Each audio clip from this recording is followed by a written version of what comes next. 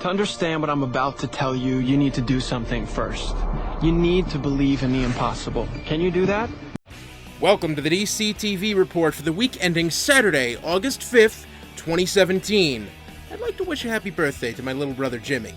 I'm Edward O'Hare, nickname to be determined, another hot summer week and another episode of Preacher. Plus, I have an animated retro pick that pleasantly surprised me. Are you ready, kids?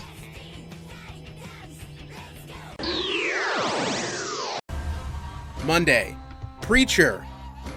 After searching the last jazz club in New Orleans and not finding God, our heroes use Cassidy's vampire immortality to swindle a bunch of gun-toting rednecks. A French professor appeared out of the blue and explained to Cassidy that Dennis is dying and wants to become a vampire. Tulip kept having visions of the Saint of Killers and decided to face her fears by letting the rednecks shoot her in the chest while wearing a bulletproof vest. Jesse decided to hang out with a street corner bum and talk about the end of the world.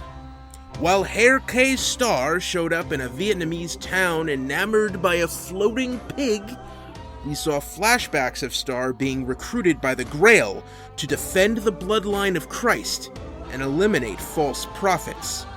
Last minute reveal, Starr slaughtered the pig and poisoned the entire town. His next assignment is Jesse. And now for our retro pick. This week, Teen Titans, Season 5, Episode 8, Lightspeed, which first aired December 3rd, 2005. Written by Rob Hoagie and directed by Ben Jones. And this episode features the voice talents of Michael Rosenbaum as Kid Flash, and also Jason Marsden, Kevin Michael Richardson, Lauren Tom, and Hynden Walsh. This is from the mid-aughties Teen Titans cartoon, which is not to be confused with Teen Titans Go, which is currently airing on Cartoon Network. This is a little bit more, I guess for an animated superhero show, it's more of a grounded, I would say this one's geared more towards 10 to 12-year-olds, whereas the Teen Titans Go is more towards like little kids. This reminds me a lot of Justice League. I think it happened right after Justice League, or while Justice League Unlimited was going on. But this is more of a kid-friendly take, and it's not as buttoned down and serious. This episode is different because it doesn't feature the Teen Titans as much. There's only one member of the team, Kid Flash, in this.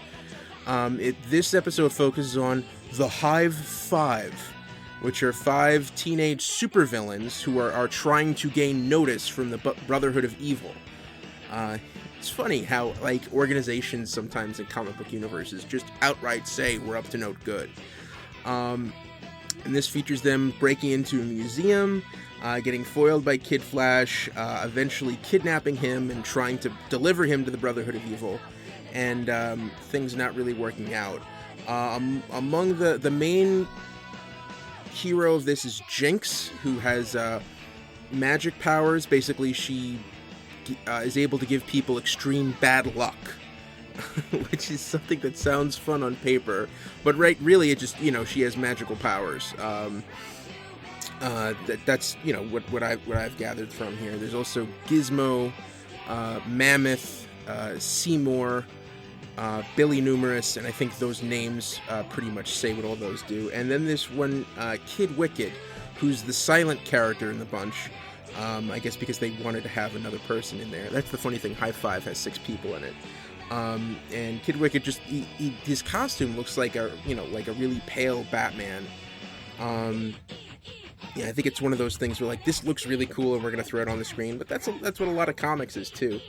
But there is a fun story arc about, Jinx learning, that, she's slumming it with this team.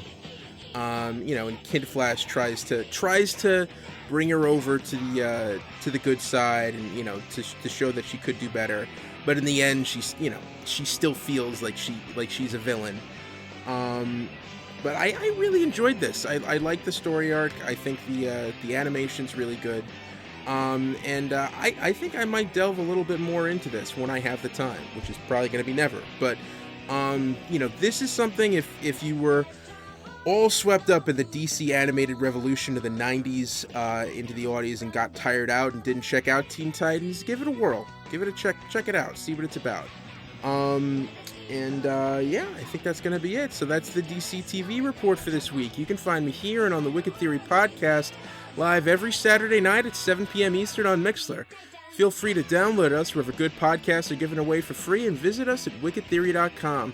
I'm Edward O'Hare, and this has been a Wicked Theory Studios production.